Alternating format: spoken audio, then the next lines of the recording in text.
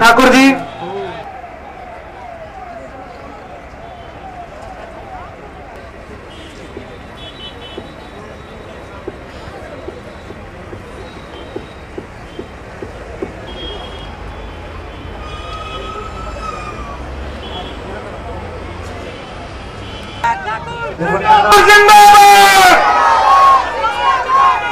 अनुराग ठाकुर जिंदाबाद।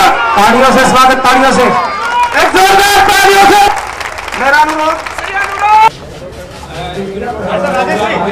राजेश जी आगे आइए।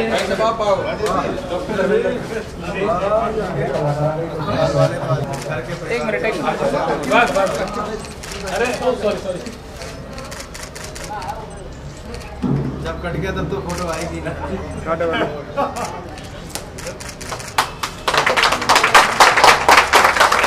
रूम तक तो जरूर आना चाहिए, बाकी आए ना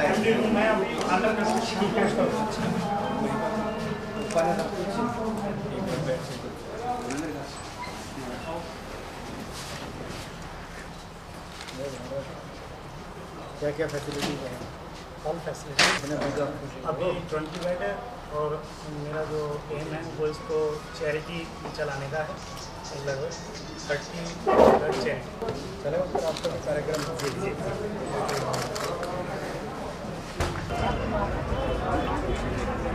हमारे मुख्य अतिथि जी हमारे चेयरमैन भाई सत्यप्रकाश जरावता जी भी मंच पर आकर अपना स्थान ग्रहण करें।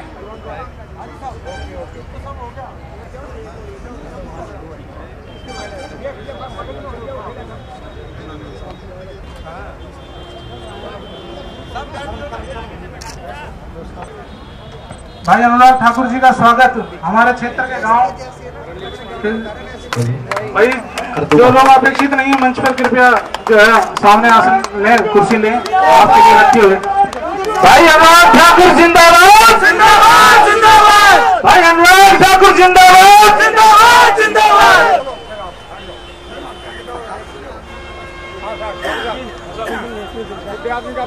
पगड़ी आ गई है जी। भाई साहब का स्वागत क्षेत्र के गांव के नौजवान लोग।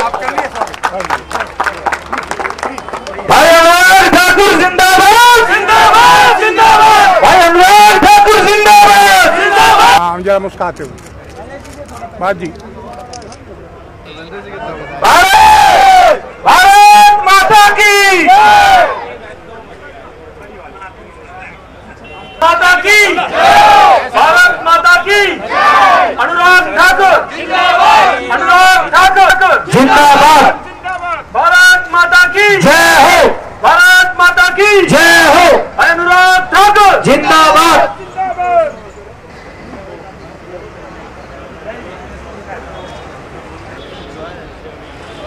हमारे प्रदेश के अध्यक्ष भाई महिपाल ढांगा जी का स्वागत है, कृपया मंच पर आते रहें एक करके।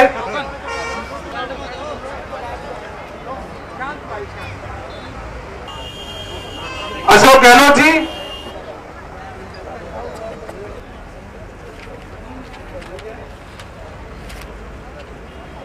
ठाकुर बदन सिंह,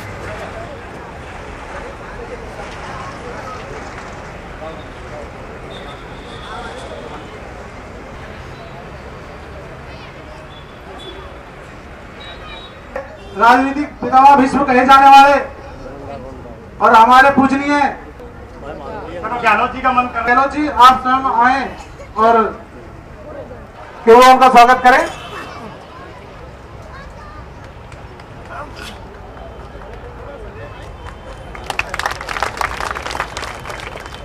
प्रदीप जी से अनुरोध है, प्रदीप यादव जी।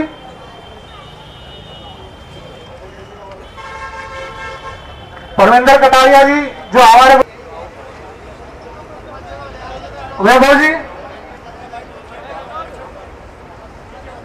बधाई। और बाद हुए लगभग 64 वर्ष हो गए, लेकिन हालात आज देश के ये हैं कि गरीब आदमी के लिए स्वास्थ्य सुविधाएं ना के बराबर। कहने के लिए प्राइमरी हेल्थ सेंटर, डिस्पेंसरीज खोली जाती हैं, अधिकतर जगह पर देखा जाता है डॉक्टर्स की कमी है, नर्सों की कमी, फार्मासिस्ट की कमी है। सरकार को जो मूलभूत सुविधाएं आम आदमी को देनी चाहिए, सड़क, शिक्षा, स्वास्थ्य और पानी की मूलभूत सुविधाएं, आजादी के 64 वर्षों के बाद भी गरीब आदमी को वो सुविधाएं नहीं मिल पा रही।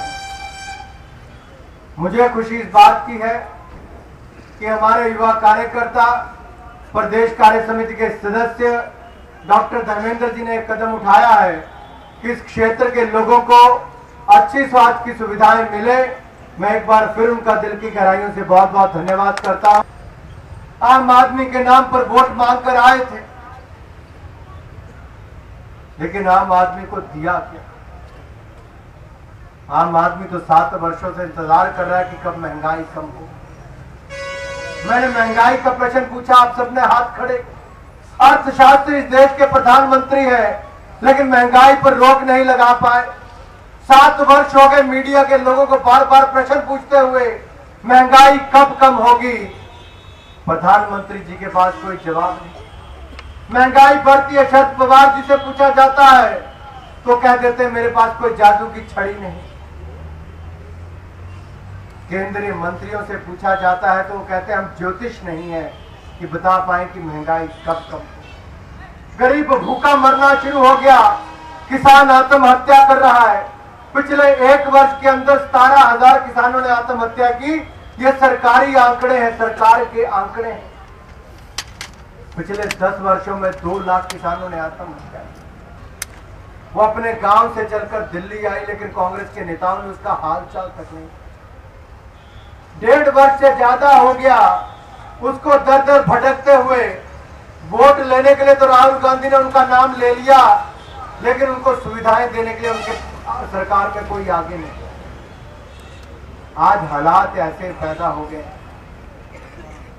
कि किसान को ये नहीं पता कि बीज के लिए या खेती बाड़ी करने के लिए जो कर्जा वो लेता है वो वापस भी दे पाएगा कि नहीं दे पाएगा। कि उत्तर प्रदेश के लोग बाहर जाकर भीख मांगते हैं। राहुल गांधी को उत्तर प्रदेश के लोगों को अपमानित करने का कोई अधिकार नहीं, कोई अधिकार नहीं था उनको उत्तर प्रदेश के लोगों को अपमानित करने का।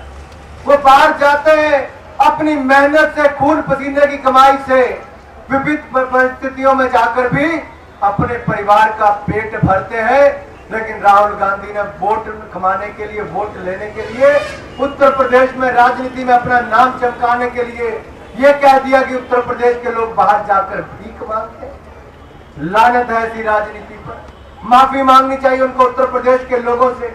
उत्तर प्रदेश के लोगों को मारा पीटा महाराष्ट्र में जाकर, किस तरह से वहां पर उनके साथ व्यवहार किया गया, तब भी कांग्रेस के लोग आगे नहीं आए। उनकी सरकार सोई रही, राज ठाकरे के लोग उनको मारते रहे।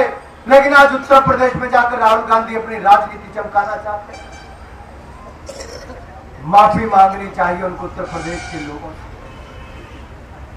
बेइज्जती की है उन्होंने उत्तर प्रदेश के लोगों को। उत्तर प्रदेश के लोग स्वाभिमानी हैं, वहां पर गए, अपना खून पसीना बहाकर कमाई की है, किसी से भीख नहीं मांगे। उत्तर प्रदेश में चुनाव आता है तो राहुल गांधी गाली देते हैं, आखिर कसूर क्या है उनका? मेहनत मजदूरी करना अपने देश के किसी कोने में जाकर क्या कोई पाप? क्या इस प्रदेश के लोग कहीं बाहर जाकर मेहनत मजदूरी करें तो राहुल गांधी उनको भी कहेंगे कि भीख मांगते? हर व्यक्ति का यह अधिकार है कि इस देश के किसी भी कोने में जाकर मेहनत मजदूरी करके कमाई कर सकता है। मैं केवल इतना कहना चाहता हूं, ओछी राजनीति ना करें। आपकी सरकार विफल रही है। आपकी माता जी ने, सोनिया गांधी जी ने महंगाई बढ़ी, एक बार भी सरकार को कटघरे में खड़ा नहीं किया।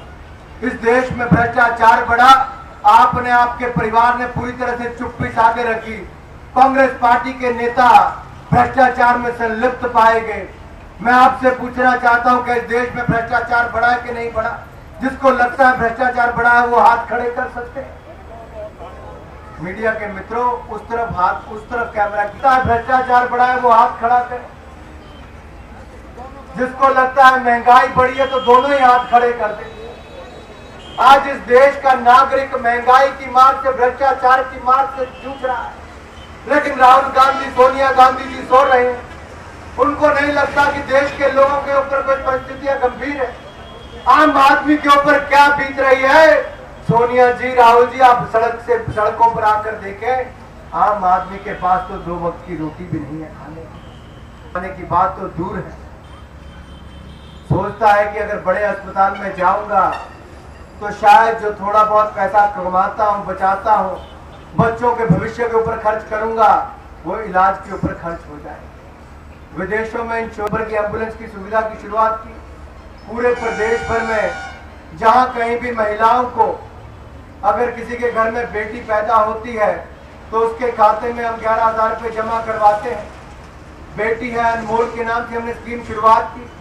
किसी गर्भवती महिला को अस्पताल लेकर जाना तो मुफ्त में एम्बुलेंस देते हैं, ऑपरेशन मुफ्त में करते हैं, ऑपरेशन का खर्चा, उनको किट भी मुफ्त में, 5100 रुपए की किट भी मुफ्त में देते हैं, और उपचार करने के समय खाना भी मुफ्त में देते हैं, घर भी मुफ्त में छोड़कर जाती है। ऐसी भारतीय जनता पार्टी की सरकार करती है। खिलाड़ी आगे आते हैं, देश का नाम बढ़ाते हैं। मैं आपसे पूछना चाहता हूं, मैं हिसार गया था, उस जगह भी गया जहां से बहुत सारे बॉक्सर और रेसलर निकले। मिनी क्यूबा उसको कहा जाता है। वहां पर उनके पास गद्दे तक नहीं, मैट तक नहीं है कुश्ती लड़ने के लिए, बॉक्सिंग लड़ने के लिए उनके पास रिंग तक नहीं। लेकिन केंद्र की सरकार ने कॉमनवेल्थ गेम्स के नाम पर जो 2000 करोड़ रुपए खर्च होने थे, उसकी बजाय कॉमनवेल्थ गेम पर 76,000 करोड़ रुपया खर्च हुआ। 70,000 करोड़ रुपए से घोटाला अगर किसी सरकार ने किया तो केंद्र की सरकार ने किया। सुरेश कलमाड़ी जेल में गया है, लेकिन शीला दीक्षित और केंद्रीय मंत्री आज भी सत्ता में बने हुए। लेकिन लोगों ने की, इस सरकार के द्वारा चुने गए ग्रुप ऑफ मिनिस्टर्स ने की। अगर सुरेश कलमाड़ी जेल गए हैं तो शीला दीक्षित और बाकी मंत्री जेल क्यों नहीं? आज वालों को जो गांव में रहते हैं, जो शहरों में रहते हैं, 600 जिला है, अगर एक एक जिला को 100-100 करोड़ रुपया भी दिया गया होता तब भी केवल 6,000 करोड़ बनता था मित्रों, खेलों को बढ़ावा देने के लिए। लेकिन 70,000 करोड़ ये सरकार निकल गई, डकार गई, आम आदमी का टैक्स पेयर का पैसा खा गई।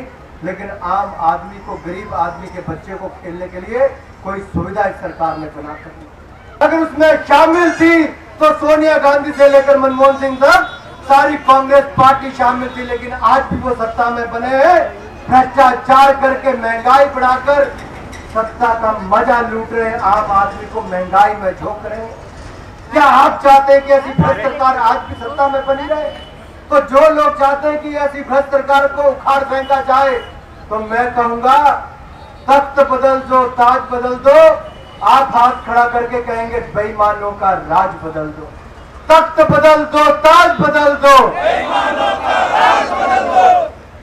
तख्त बदल दो, ताज बदल दो, तख्त बदल दो, ताज बदल दो।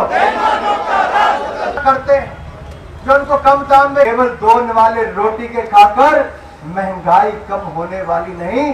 अगर गरीब की पीड़ा समझनी है तो महंगाई को कम करके दिखाइए। जिस दिन आप गरीब को महंगाई कम करके दिखाएंगे, इस देश का नौजवान, इस देश का गरीब आपको अपना नेता मान लेगा। लेकिन ओछी हरकतें करने से, ओछे बयान देने से ऐसा काम नहीं होगा। 7 वर्ष हो गए आपकी सरकार को बने, आप महंगाई कम नहीं कर पाए, आप भ्रष्टाचार कम नहीं कर पाए, आप आतंकवाद कम नहीं कर पाए। इस गांव के लोगों ने, इस क्षेत्र के लोगों ने देश की सीमा पर जाकर अपनी शहादत दी है। मैं आपको कहना चाहता हूं, 6 बम धमाके इस देश में हुए, बनारस में एजेंसी पूरी तरह से फेल हो गई। क्या कर रही है यह सरकार? अफजल गुरु को फांसी की सजा 7 वर्ष पहले सुना दी गई।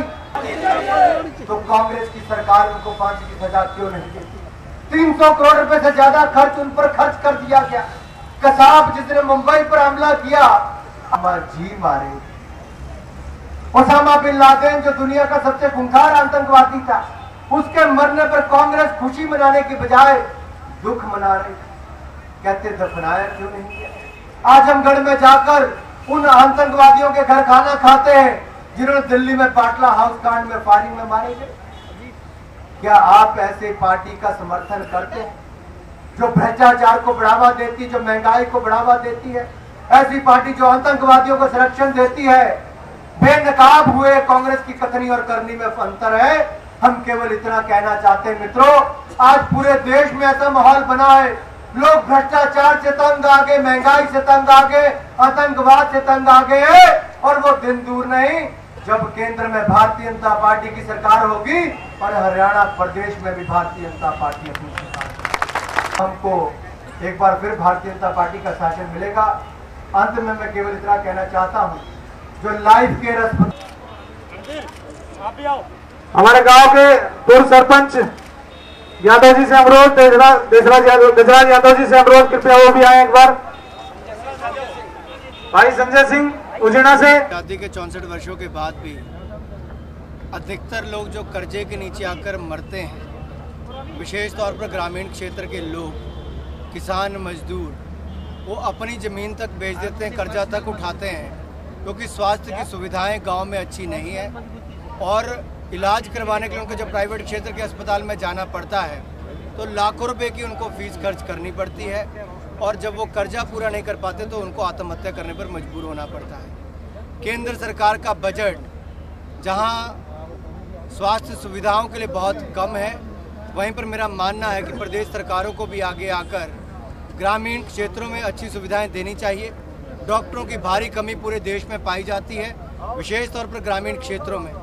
मुझे खुशी इस बात की है कि हमारे भाई डॉक्टर धर्मेंद्र जी ने और राव रणधीर जी ने मिलकर ये लाइफ केयर अस्पताल की जो शुरुआत की है, ये गरीब लोगों के लिए एक बहुत अच्छी सुविधा है। इससे क्षेत्र के लोगों को बहुत लाभ मिलने वाला है। मुझे लगता है कांग्रेस के पास